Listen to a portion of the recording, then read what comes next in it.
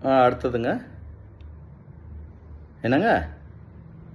தேவரின் புலிப்படையா? தேவரின் நல்ல நேரம், தெய்வம், தாய் சொல்லை தட்டாதே, வேட்டைக்காரன், இப்படி படங்கள் நான் பார்த்துருக்கேன். நீங்கள் சொல்கிற தேவரின் புலிப்படைன்னு ஒரு படம் நான் பார்த்ததில்லைங்க. யாருங்க? ஆ ஏங்க, என்னங்க நீங்கள் அந்த இவர் அரட்டவுசர் போட்டு இந்த சினிமாலலாம் காமெடி பண்ணிட்டு இருப்பாரு, காமெடியன். ஓ, சரி சரி சரி. இந்த ஒரு தம்பி இப்போ ஒரு படம் எடுத்தாருங்களே, யூத்துன்னு ஒரு படம் டைரக்ட் பண்ணி நடித்தாருங்களே, கென் கருணாஸ். அந்த தம்பியோட அப்பா.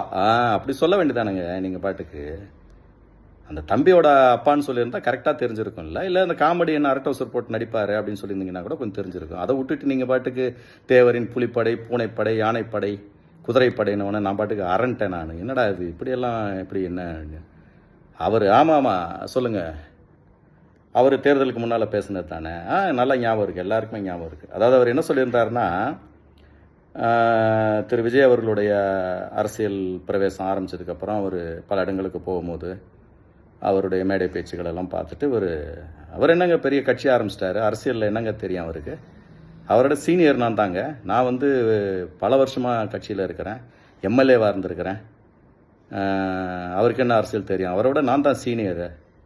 என்னமோ அவரை பற்றி பேசிகிட்டு இருக்கிறீங்கன்னு ஒரு தடவை ஒரு செய்தியாளர்கிட்ட அவர் பேசுனதை நான் பார்த்தேன். உண்மைதான், அவர் சொன்னதெல்லாமே சரிதான். இப்போது இவர் இந்த கருணாஸுங்கிறவர் ஒரு 20 வருஷம் 25 வருஷமாக நடிச்சிட்ருக்காரு. பல படங்களில் காமெடியனாக நடிச்சிருக்காரு, சில படங்களில் கதாநாயகனாகவும் பண்ணியிருக்காரு. பெருசாக அந்த படங்கள்லாம் ஓடிச்சா தெரியல என்னன்னு.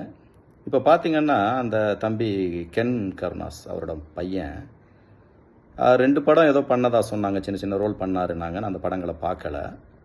இந்த படத்தை நான் பார்த்தேன், இந்த யூத்துன்ற படம். நிறைய பேர் சொல்லி நல்லா இருக்குன்னு சொல்லி போய் பார்த்தேன். அருமையாக பண்ணியிருக்காருங்க படம், சூப்பர். பிளாக் பஸ்டர் ஹிட்டு கொடுத்துருக்காரு அந்த படம். அவர் நடித்தது 2 படம். அடுத்த டைரக்டர் அண்டு நடிகர், கதாநாயகன். அந்த படத்தில் அவர் தூள் பண்ணிட்டார். நான் ரொம்ப சந்தோஷப்பட்டேன் அந்த படத்தை பார்க்கும்போது.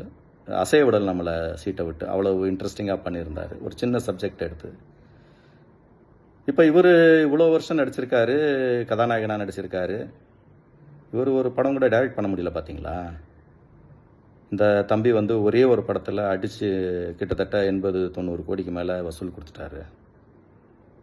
இப்படி கூட எடுத்துக்கலாம்ல திரு விஜய் அவர்களை. நீங்கள் 15 வருஷம் நீங்கள் ஏகப்பட்ட படங்களை நடிச்சிங்க, கதாநாயகனாக நடிச்சிங்க.